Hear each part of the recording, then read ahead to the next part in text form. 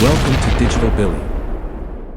This video will go over the new 27-inch iMac with VESA Mount Adapter.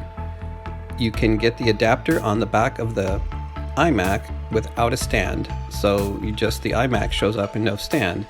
That's the VESA Mount Adapter that is in the back. I will also discuss how to mount this to the wall using a specific product that I found on Amazon. Let's start by referring to the iMac with VESA Mount Adapter Setup Guide. Your VESA Mount Adapter lets you attach your iMac to a mounting solution, such as an articulating arm or wall mount, that is compliant with the Video Electronics Standards Association, VESA. It is important to note that your iMac with VESA Mount Adapter is designed to work with a VESA-compliant mounting solution and cannot be used with the standard iMac stand. Before you begin, read this guide, all the installation instructions, and the safety information that came with your VESA-compliant mounting solution carefully.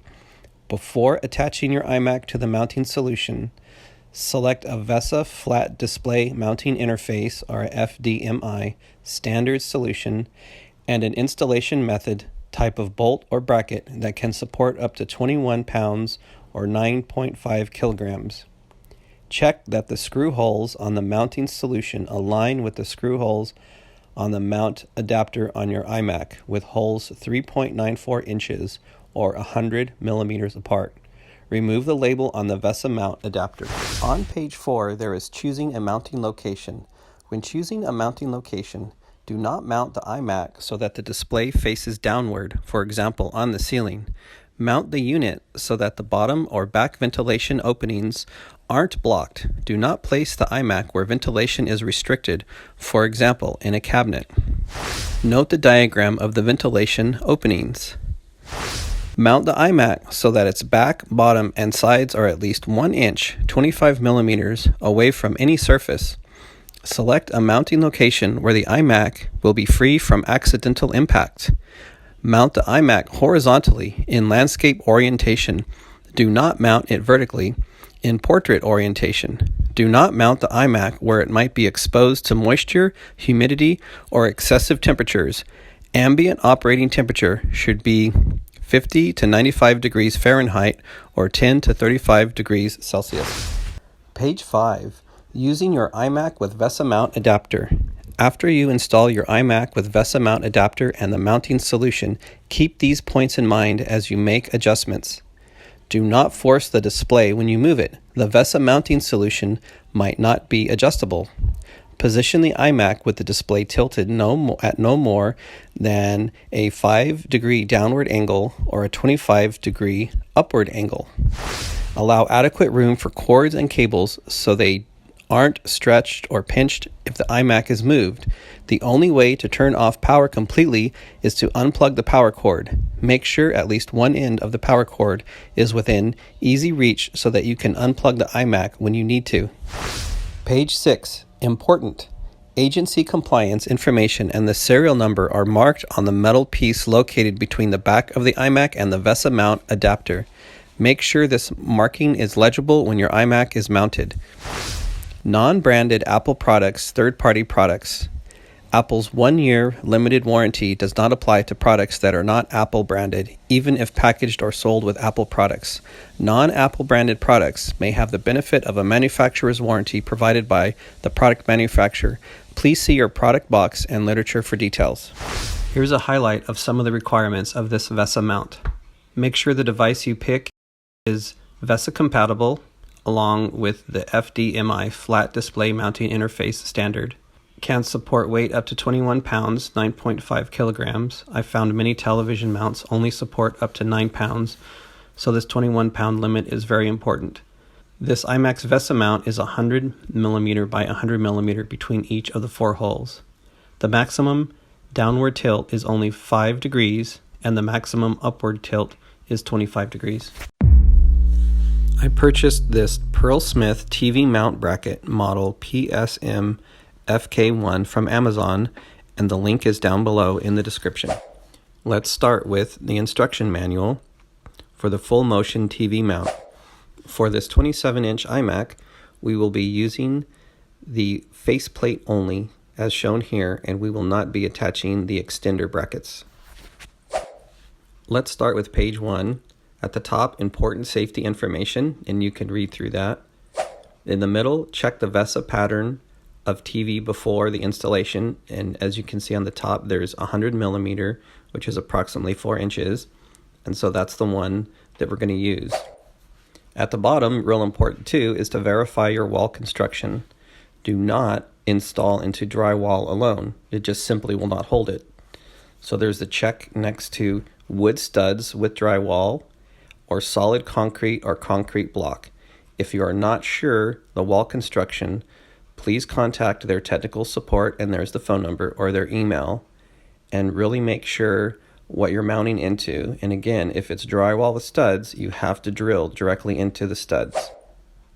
And on page 2, at the top, are the tools needed, which are not included, and you'll need pretty much all of those.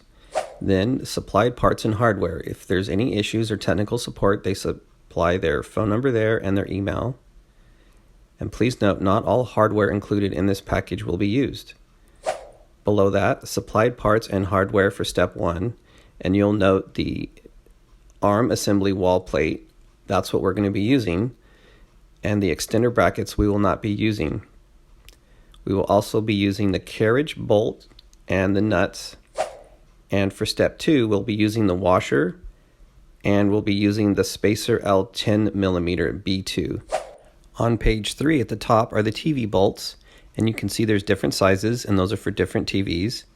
And I found that for this 27-inch iMac with the VESA Mount 100 millimeter holes, the F x4 M4 x 30 millimeter bolts are the ones we're going to be using, and the other bolts we will not be using. For the lag screw, as you can see, that's a pretty large screw, and that's what needs to be drilled and mounted into the stud.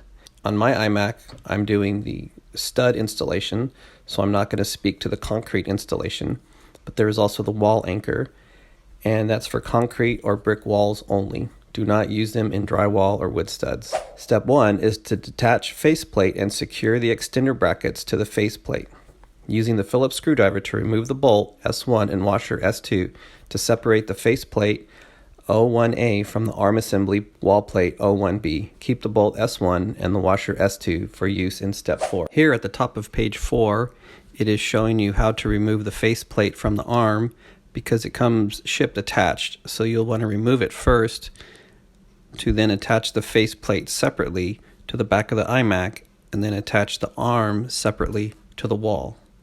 In the middle of page 4 is option A, no need to attach extender brackets to faceplate because the iMac is 100 millimeter by 100 millimeter VESA mount holes. And at the bottom, option B, we will not be using. That is not applicable. We will not be attaching extender brackets to faceplate.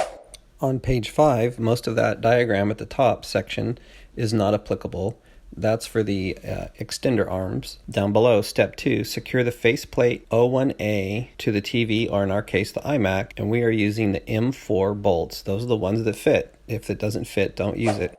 On page 6 is the information for the bolts or bolts with spacers. On the back of my iMac, I did use a spacer because the bolts are very long and would go into the back and damage it or not mount properly, so you'll definitely need a spacer, and see the image here. On page 7, most of that is not applicable. That's for extender arms. At the bottom of page 7, step 3, attach the arm assembly wall plate to the wall.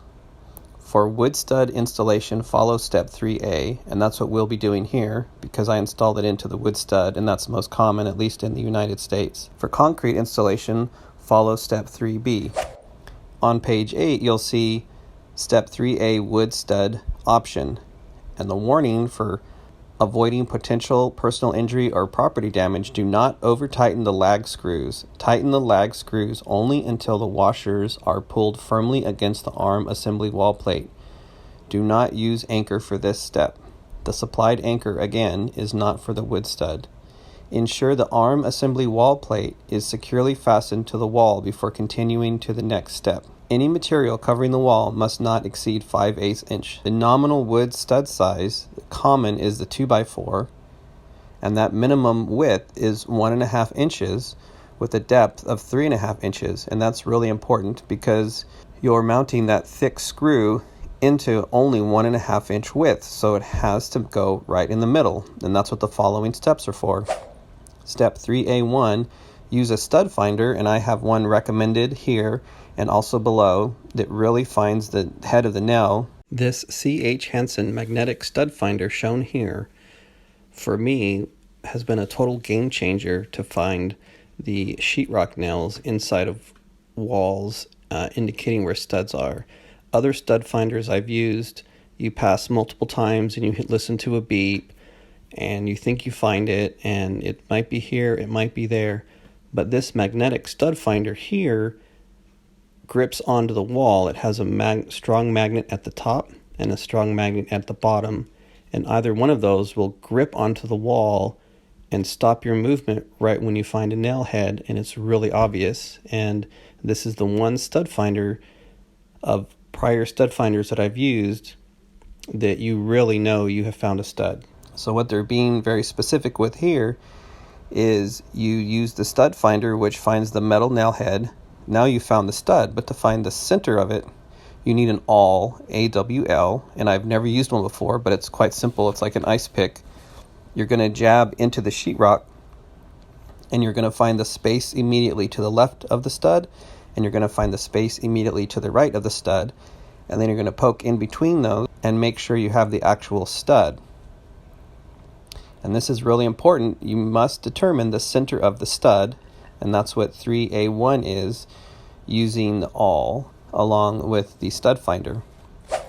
3A2 is once you've determined the center line, you're going to position the arm assembly wall plate at your desired height and line up the holes with your stud center line. Level the arm assembly wall plate and mark the holes, and you're going to mark 3 holes vertically, and you're going to make sure it's exactly vertical with the level. And this arm is heavy, and you may need assistance with this step. Step 3A3 is really important as well. You're going to drill 3 pilot holes using a 5/32 inch or 4 millimeter diameter drill bit. Make sure the depth is not less than 2 23/64 inches or 60 millimeters, because it's going to be a wide, deep hole. You need to make sure those minimum measurements are met. Before you drill into any stud or to any part of any wall, particularly with this size drill bit for this size bolt that we're going to screw in, is you really need to make sure that within that stud there is no plumbing, there is no electrical, there is no gas, that there is nothing in there. And you don't want to find out the hard way, and even though there should be metal plates covering openings, you just never know. So you need to be aware of the wall and educate yourself on that wall and the property that you're going to be drilling into. One really valuable investment that I've recently made is getting this Ridgid 18-volt drill driver, and it is really powerful. For years, I've owned 2 to 3 different brands of 12-volt drills, and 12-volt is okay until you get this 18-volt. And the 18-volt packs so much more power, especially with this large drill bit that we're using for this project. This 18-volt really gets into the wood, and it's been the best drill that I have ever owned. Page 9, 34A, is now mounting the bracket into the stud. Install the arm assembly wall plate using lag screws and the washers. Tighten the lag screws only until the washers are pulled firmly against the arm assembly wall plate. You'll see here it says 3/8 inch 10 millimeter socket wrench not included.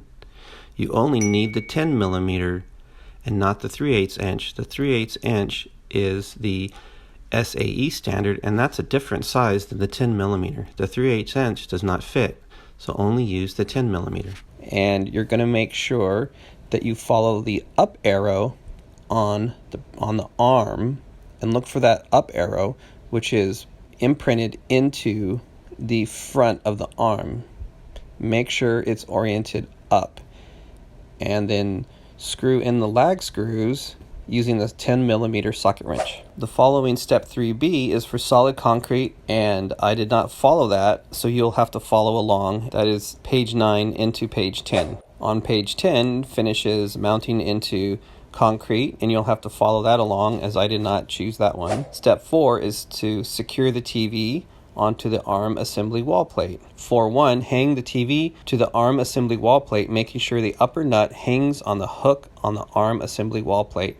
Tighten the bolt S1 and washer S2 to secure the TV to the ARM assembly wall plate O1B. And of course, with this step, the monitor, or the iMac in this case, is 19 to 21 pounds, so it is heavy and you may need assistance with this step, so make sure you get the proper help from another capable adult. Page 11 is level adjustments, and this is important to make sure your iMac is level. The iMac can be leveled and you follow those steps there with the Phillips screwdriver. Then for the tilt adjustment, you directly adjust the tilt angle of your TV to your desired angle, and you do that with the 10mm socket wrench, and then it becomes fixed. So the one drawback to this mount is that you cannot adjust the upward and downward angle of the iMac while you're using it. You can't just move it down. It's mounted, it's fixed. So you need the socket wrench and to reach behind there and adjust those nuts every single time you want to adjust the angle. Here is the arm that I mounted. It shows the installation of the 3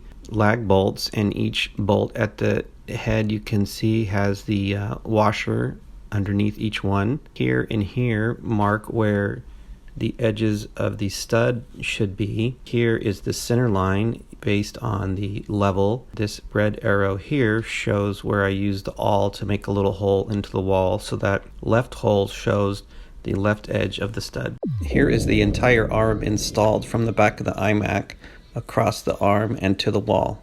Here is the iMac with VESA mount arm installed and fully extended.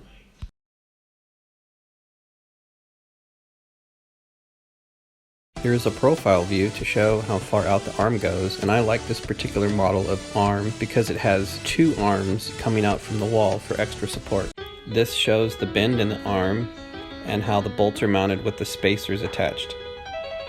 This close-up shows the VESA Mount Adapter on the back of the Mac, and that is already pre-installed on the back of the Mac, the silver part.